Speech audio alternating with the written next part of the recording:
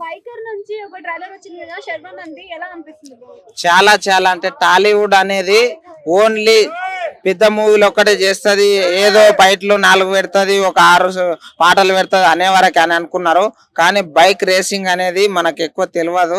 దానికి కూడా లైఫ్ ని సాక్రిఫైస్ చేసి ఆయన తెలుసా ఒక క్యారెక్టర్ కి కావాల్సిన బాడీ అని ఎట్లా ఉండాలి అనేది ఆయన ఎంత ఫిట్నెస్ లేకపోతే ఆ ఫిట్నెస్ అనేది క్రియేట్ చేసుకొని ఆయన ఎంత వెయిట్ ఉన్న వ్యక్తి శర్వానంద్ ఈ వెయిట్ ఎంత తగ్గిపోయిండు.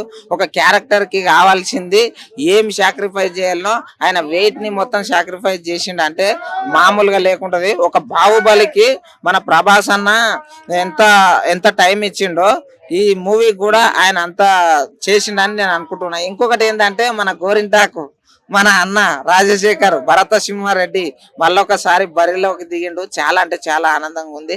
రాజశేఖర్ గారిని మళ్ళీ వెండితెర మీద చూడాలనేది మాకు చాలా కోరిక. అది ఈ సినిమాతో తీరనుంది. ఆయన ఈ మూవీతో కంబ్యాక్ ఇవ్వాలి. ఇంకొకటి ఏంటంటే ఆయన ఎక్స్ప్రెషన్స్ కానీ ఇంకొకటి బ్యాక్గ్రౌండ్ స్కోర్ చాలా సూపర్ ఉన్నది. అసలు బీజిఎం మాత్రం కిరాక్ ఉన్నది. ఇలాంటి మూవీస్ కూడా మన టాలీవుడ్ లో అందరూ ఎంకరేజ్ చేయాలని చెప్పేసి నేను అంటున్నా.